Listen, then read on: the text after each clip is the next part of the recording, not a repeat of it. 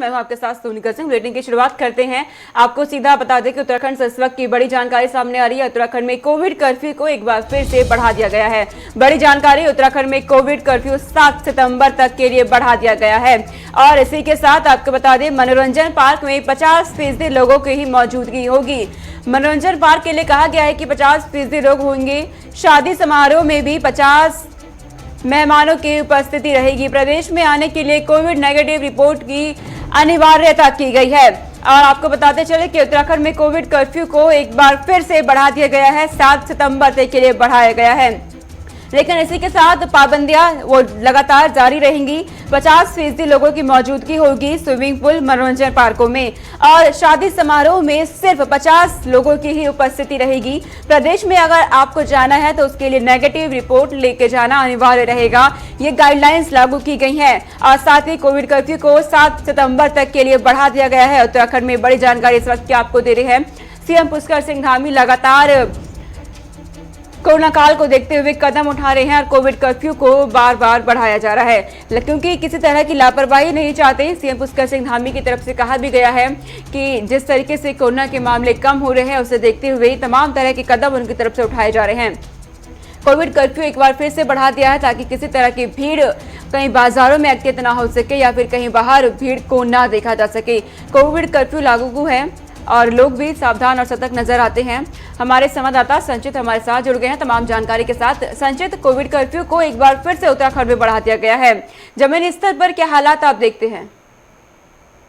देखिए सोनिका, उत्तराखंड में जिस तरीके से धीरे धीरे जो कोरोना के हालात है वो सामान्य होते नजर आते हैं, लेकिन देखिए बात अगर सरकार की करें तो सरकार अभी भी कोविड को लेकर के कोई लापरवाही उत्तराखंड के अंदर बरतने के लिए तैयार नहीं है। बात देखिए, उत्तराखंड के जो मुख्यमंत्री है पुष्कर सिंह धामी और स्वास्थ्य मंत्री, उन्होंने साफ तौर से कहा है कि कोविड की रफ्तार भले ही कम हो जाए, लेकिन जिस तरीके से जब तक ये बीमारी पूर्णतः खत्म नहीं होती तब तक सरकार कोविड में कोई ढील नहीं देगी। साथ ही साथ जिस तरीके से उत्तराखंड में आपने देखा कि डेल्टा प्लस वेरिएंट से संक्रमित लोग उत्तराखंड के अंदर पाए गए, तो उसको लेकर के सरकार थोड़ा और ज्यादा अलर्ट मोड पे है। और आप देखेंगे कि इसकी एक अगर झलक की बात करें कि सरकार की जो एहतियातन किस तरीके से बरत रही है, तो आप देखिए कि जो उत्तराखंड की बात करें, देहरादून की अगर बात करें तो रेलवे स्टेशन पे यहाँ पर कई प्रदेशों से ट्रेन आती है, जिसको लेकर के जो रेलवे स्टेशन की जो तैयारियां हैं वो देखिए कि वहाँ पर कोई भी यात्रियों को बिना टेस्टिंग के रेलवे स्टेशन से बाहर होने दिया जाता है। वहाँ पर पूरी इस तरीके से बैरिकेडिंग की गई है कि कोई भी यात्री अगर ट्रेन से उतरता है तो सबसे पहले जो उसको पास होना होता है वो जो टेस्टिंग प्रोसीजर है उससे पास होकर के वो रेलवे स्टेशन से बाहर निकल सकता है। तो आप इससे अंदाजा लगा सकते हैं कि कहीं ना कहीं सरकार इसको लेकर के कितना गंभीरता से कोरोना की गाइडलाइन का पालन लोगों से करवा रही है और जागरूकता अभियान अभी तक सरकार को लगातार कोरोना को लेकर के चला रही है। संचित, वैक्सीनेशन का भी जिक्र करिएगा, कहां तक वैक्सीनेशन पहुंच गया है? देखिए सोनिका, मैं आपको बता दूं कि जो उत्तराखंड के स्वास्थ्य मंत्री है डॉक्टर धन सिंह रावत, उन्होंने साफ तौर पे लक्ष्य रखा है कि दिसंबर तक उत्तराखंड को वैक्सीनेट कर दिया जाएगा। 1 डोज लगभग सभी लोगों को लगा दी जाएगी, ये उनका लक्ष्य है। जिस लक्ष्य में धीरे धीरे उत्तराखंड सरकार और उत्तराखंड की प्रदेश की जनता वो धीरे धीरे आगे बढ़ रही है। आप देखिए कि प्रतिदिन जो 662 वैक्सीनेशन केंद्र है वहां पर 1 लाख लोगों को प्रतिदिन वैक्सीनेशन लगाई जा रही है। तो आप इससे एक अंदाजा लगा सकते हैं कि उत्तराखंड जो कोविड का जो कहर है उससे धीरे धीरे उभर भी रहा है और साथ ही साथ जो उससे बचाव कार्य कोविड के नियम की जो प्रोटोकॉल होते हैं उनका भी पालन साथ ही साथ कर रहा है। आप देखिए कि कोविड की आपने देखा कि पहाड़ों में कितना कोरोना फैला, उसके बाद मैदानी क्षेत्रों की बात करें वहां पर भी, तो उसके बाद सरकार को संचित तमाम जानकारी आपने दी कि किस तरीके से कोरोना काल में कदम उठाए जा रहे हैं। कोविड कर्फ्यू को एक बार फिर से उत्तराखंड में बढ़ाया गया। बहुत शुक्रिया संचित, तमाम जानकारी हम तक पहुंचाने के लिए। अब आगे रुक करते हैं। उत्तराखंड में इस वक्त सियासी सरगर्मियां लगातार तेज होती जा रही हैं और सियासी उठापटक भी बढ़ती जा रही है, लेकिन इसी बीच बड़ी जानकारी आ रही है कि 2022 को लेकर कांग्रेस और बीजेपी की तैयारियां तेज हो गई है। यात्राओं के जरिए माहौल बनाने की कोशिश की जा रही है दोनों पार्टियों की तरफ से। आपको जानकारी दे दें, 3 सितंबर से कांग्रेस बीजेपी दोनों की यात्राएं होनी है। बड़ी जानकारी इस वक्त की सामने आ रही है सीधे उत्तराखंड से। बीजेपी और कांग्रेस के बीच शहमात का खेल शुरू हो गया है।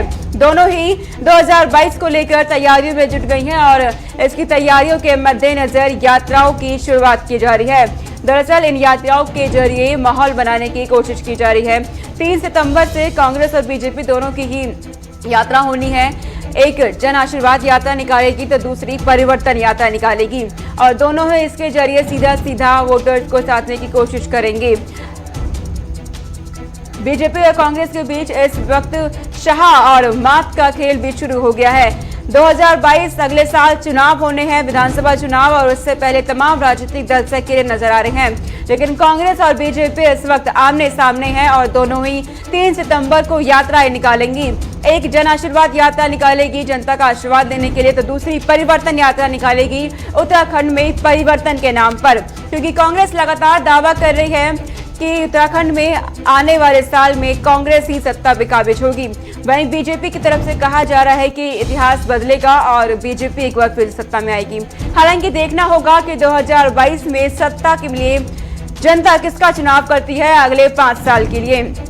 लेकिन बीजेपी और कांग्रेस के बीच इस वक्त सियासी उठापटक शुरू हो गई है और इस बीच देखा गया कि दल और बदल का सिलसिला भी शुरू हो गया है। बीजेपी के एक नेता ने कांग्रेस का दामन थाम लिया और लगातार राजनीतिक सरगर्मियां बढ़ती जा रही है। यात्राओं के जरिए माहौल बनाने की कोशिश की जाएगी।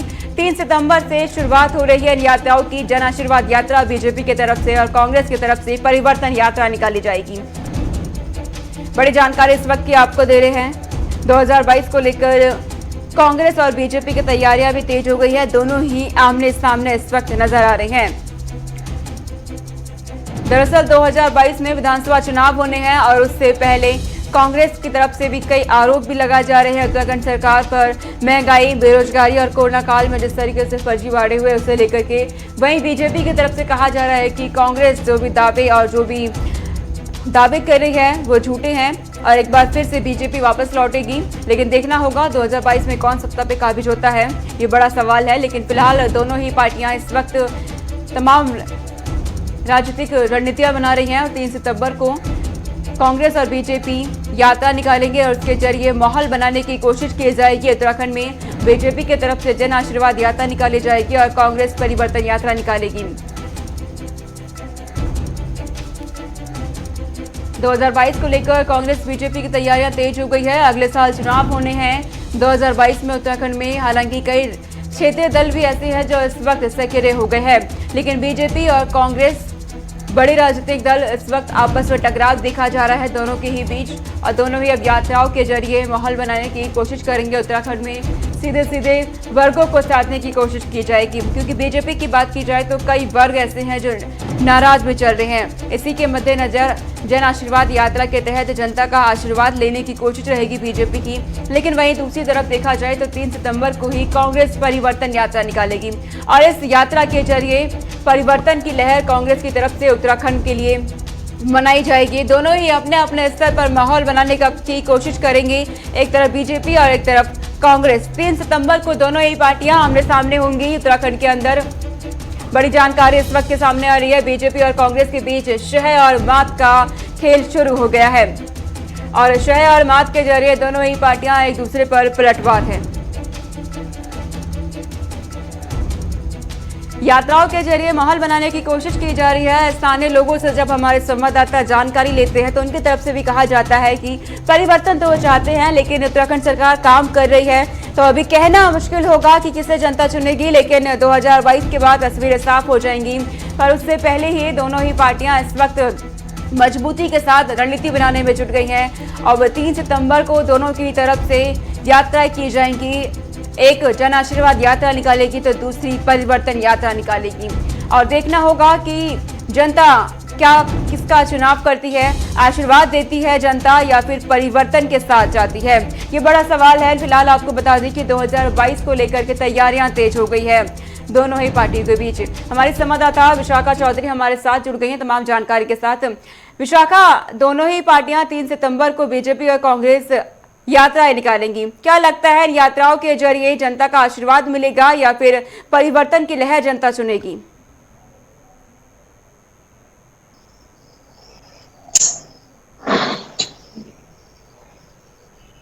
तो जानकारी आपको हम दे रहे हैं कि जिस तरीके से 2022 में चुनाव होना है, उससे पहले ही दोनों ही पार्टियां इस वक्त तमाम राजनीतिक रणनीतियां बनाने में जुटी हुई हैं। हमारे संवाददाता का संपर्क फिलहाल टूट गया है, पर आपको बता दें कि 2022 में चुनाव होने हैं और कांग्रेस और बीजेपी तमाम तरह की इस वक्त रणनीतियां बना रही हैं और 3 सितंबर को यात्राएं निकाली जाएंगी। दोनों की ही तरफ से एक जन आशीर्वाद यात्रा निकालेगी तो दूसरी परिवर्तन यात्रा। दोनों ही 3 सितंबर को आमने सामने होंगी।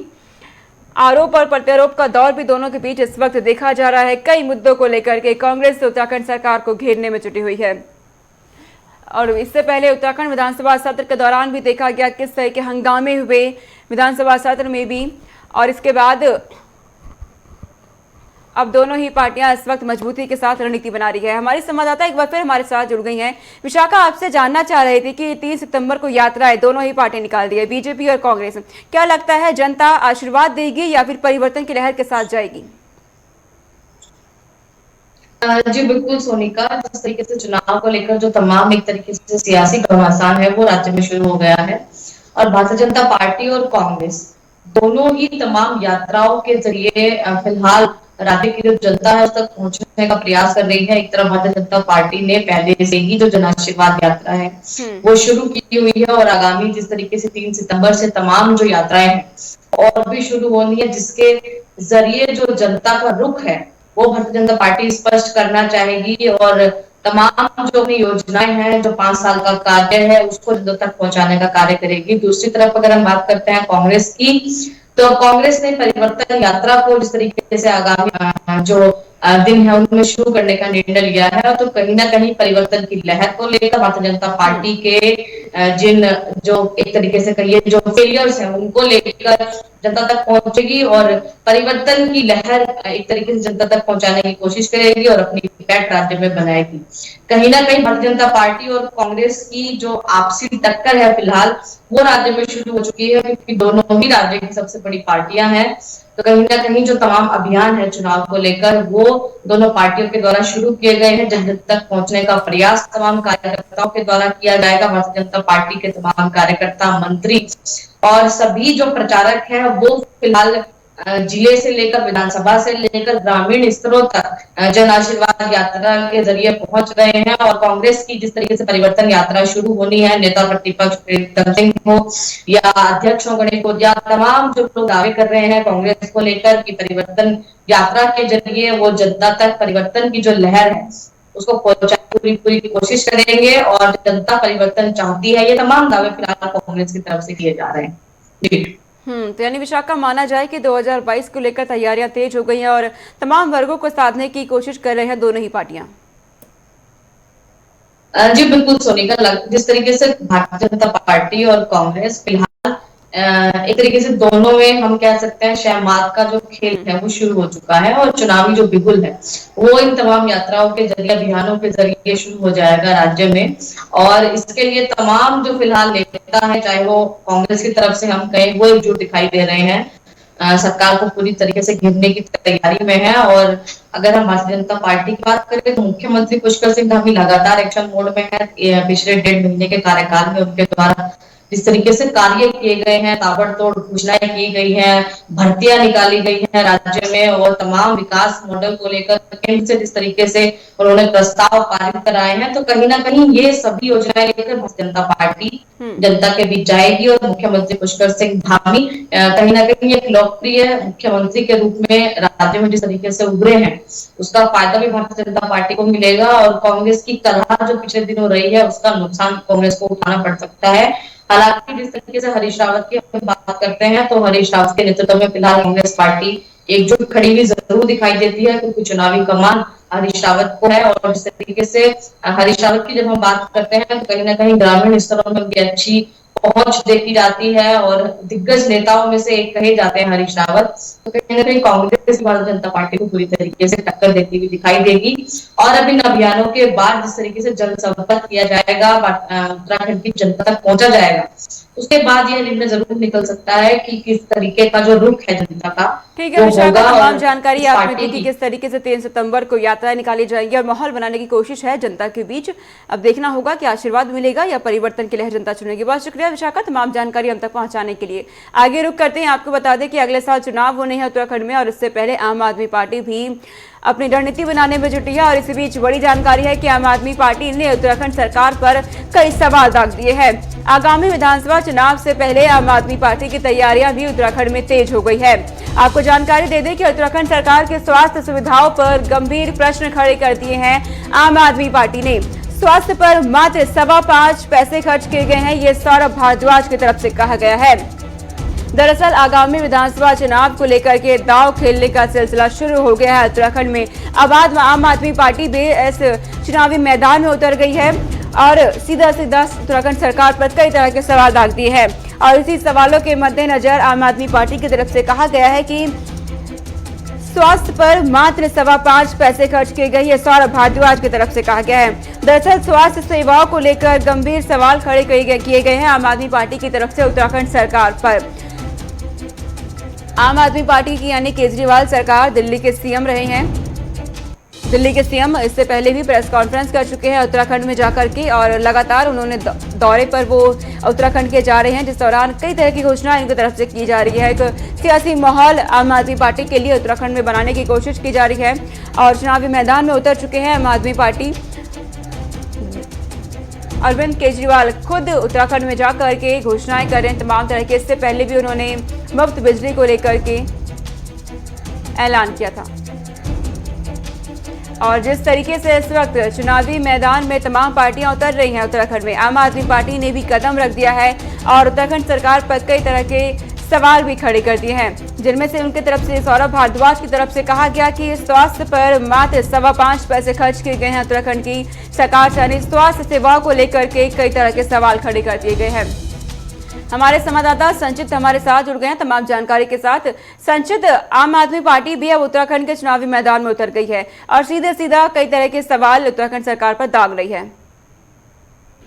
देखिए सोनिका, मैं आपको बता दूं कि जिस तरीके से 2022 में विधानसभा के चुनाव हुए हैं, तो उसमें आम आदमी पार्टी भी अपनी भागीदारी अपनी भागीदारी देने जा रही है, जिसमें 70 की 70 विधानसभा सीट पे आम आदमी पार्टी चुनाव लड़ेगी। तो उसमें आप देखिए कि आम आदमी पार्टी लगातार उत्तराखंड के जो मुद्दे हैं उनको लेकर के जनता के बीच जाने का काम करने की बात कह रही है। और कहीं ना कहीं देखिए जिस तरीके से बात अगर कांग्रेस पार्टी की करे और भारतीय जनता पार्टी करे, तो दोनों ही पार्टियां अलग अलग तरीके से जो रैलियां हैं, अपना जो चुनाव का कार्य है वो करने में लगी है। तो इससे एक अंदाजा लगाया जा सकता है कि जो आम आदमी पार्टी है वो भी कहीं ना कहीं इस बार भारी टक्कर उत्तराखंड में इन दोनों पार्टियों को देने वाली है।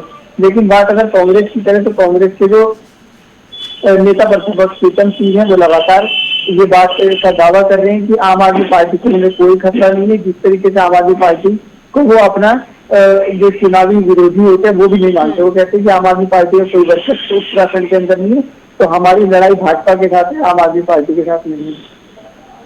यानी ये माना जाए कि अब त्रिकोणीय मुकाबला उत्तराखंड में देखने को मिलेगा। जी देखिए, त्रिकोणीय मुकाबला तो उत्तराखंड में देखने को मिलेगा, लेकिन जिस तरीके से आम आदमी पार्टी लगातार देखिए पहाड़ों तक में जा जाके आम आदमी पार्टी काम करने का कार्य कर रही है। कांग्रेस पार्टी की अगर बात करें वो भी कार्य कर रही है और भारतीय जनता पार्टी, तीनों पार्टी कार्य कर रही है उत्तराखंड के अंदर अलग अलग। वो चाहती है कि जनता का जो मैंडेट है, जनता का जो रुझान है वो उनकी पार्टी की तरफ है। लेकिन अब देखने वाली बात ये होगी कि कौन सी पार्टी को जो जनता है वो स्वीकारती है और कौन सी पार्टी को सत्ता पे काबिज करने का काम इस वक्त उत्तराखंड प्रदेश की जनता करती है। ठीक है संचित, तमाम जानकारी आपने दी, बहुत शुक्रिया तमाम जानकारी हम तक पहुंचाने के लिए। तो उत्तराखंड में इस वक्त सभी राजनीतिक दल इस वक्त एक दूसरे पर आरोप और प्रत्यारोप का दौर इस वक्त चल रहा है। तभी के बीच और इसी बीच आम आदमी पार्टी भी उत्तराखंड सरकार पर कई तरह के सवाल दाग रही है। चलिए आगे बढ़ते हैं। आपको बता दें कि उत्तराखंड से बड़ी जानकारी, मौसम का अपडेट सामने आया है। लगातार तेज बारिश का दौर उत्तराखंड में चल रहा है और इसी बीच एक बार फिर जानकारी सामने आई है कि उत्तराखंड में एक बार फिर भारी बारिश का अलर्ट जारी किया गया है मौसम विभाग की तरफ से। उत्तराखंड में अगले 3 दिन भारी बारिश होगी, ये मौसम विभाग की तरफ से कहा जा रहा है। मौसम विभाग ने ऑरेंज अलर्ट भी जारी किया है उत्तराखंड के लिए। बड़ी जानकारी इस वक्त आपको दे रहे हैं। बादल फटने की आशंका भी जताई गई है मौसम विभाग की तरफ से। लगातार तेज बारिश उत्तराखंड में देखी जा रही है और मौसम लगातार बदल रहा है। बीते दिन बादल फटने के बाद देखा गया पिथौरागढ़ में किस तरह की तबाही का मंजर सामने आया। अब एक बार फिर से मौसम विभाग की तरफ से बादल फटने की आशंका जाहिर कर दी गई है। उत्तराखंड में अगले 3 दिन भारी बारिश होगी, ये भी मौसम विभाग की तरफ से कहा जा रहा है और साथ ही ऑरेंज अलर्ट जारी किया गया है। लोगों से अपील इस वक्त की जा रही है कि बाहर निकलने से बचें, बेवजह घरों से बाहर ना निकले, क्योंकि इस वक्त बाहर बेहद ही मुश्किलों का सामना करना पड़ सकता है लोगों को। खासकर पहाड़ी क्षेत्रों में जाने से लोगों को रोका जा रहा है और लोगों से अपील की जा रही है कि पहाड़ी क्षेत्रों में जाने से बचें, क्योंकि सबसे ज्यादा असर पहाड़ी क्षेत्रों में इस वक्त देखा जाता है तेज बारिश के बाद। और इस वक्त उत्तराखंड में देखा जा रहा है जिस तरीके से लगातार बीते कई दिनों से तेज बारिश हो रही है, ज्यादा मंजर देखे जा रहे हैं। कई जगह बादल फटने के बाद कुछ लोगों की मौत की खबरें भी सामने आई और कई लोगों के फंसे होने की आशंका भी जाहिर की गई मलबे में, क्योंकि गंगा का जलस्तर भी लगातार बढ़ता जा रहा है। कई नदियां इस वक्त उफान पर है तेज बारिश के बाद और पानी सीधा सड़कों पे पहुंच रहा है, मलबे सड़कों तक पहुंचने लगे हैं।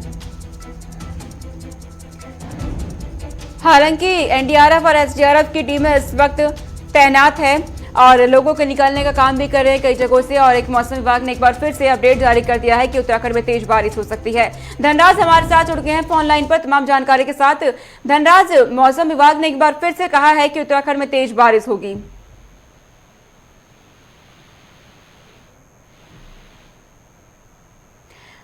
तो हमारा संपर्क फिलहाल टूट गया है धनराज से। फिलहाल आपको जानकारी दे दें कि मौसम विभाग की तरफ से लगातार अपडेट जारी किया जा रहा है और एक बार फिर से कहा गया है कि उत्तराखंड में तेज बारिश देखने को मिलेगी।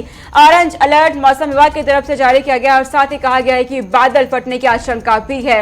इससे पहले पिथौरागढ़ में देखा गया बादल फटने से किस तरह की तबाही हुई। हालांकि सीएम पुष्कर सिंह धामी ने खुद पूरे मामले का संज्ञान लिया, जायजा लिया। हवाई सर्वेक्षण वो लगातार कर रहे हैं उन इलाकों का जो इस वक्त सबसे ज्यादा प्रभावित है।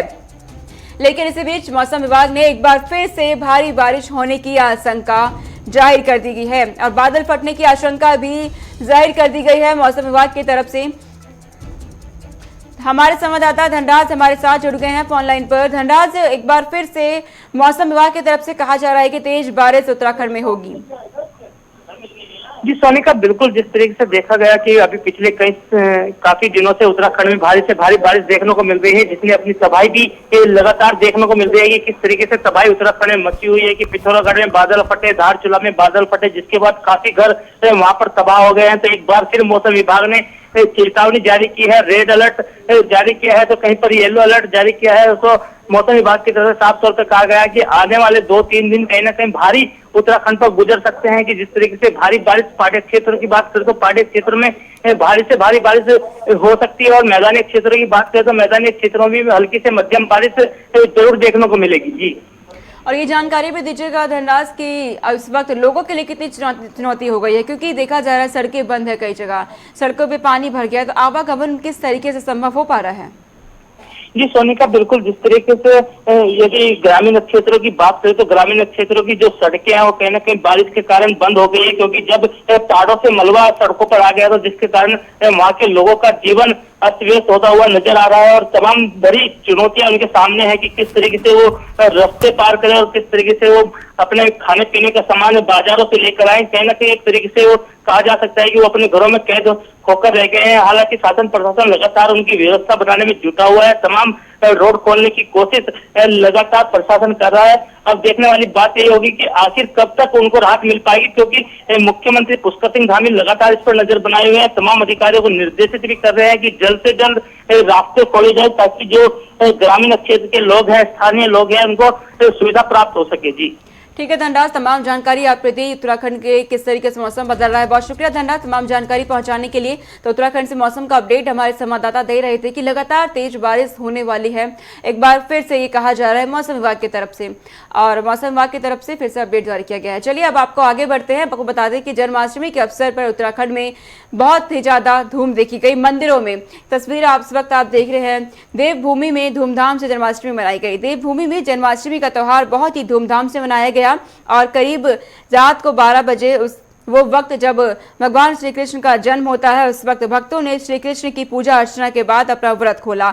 इस अवसर पर मंदिरों की रोशनी से सजाया गया और हर तरफ उत्साह और उमंग का माहौल नजर आया। उत्तराखंड ने लोगों ने एक दूसरे को बधाई भी दी।